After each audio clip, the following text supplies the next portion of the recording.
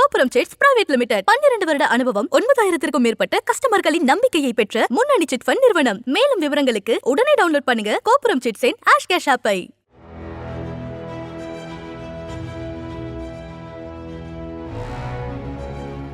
சாத்தனூர் அணையில் பராமரிக்கப்பட்டு வரும் 352 முதலைகளுக்கு சரிவர உணவு வழங்காமல் இனப்பெருக்கத்தை தடுக்கும் வகையில் ஆண் பெண் முதலைகளை தனித்தனியாக பிரித்து வைத்திருப்பதாக விலங்குகள் நல ஆர்வலர்கள் குற்றம் சாட்டியுள்ளனர்.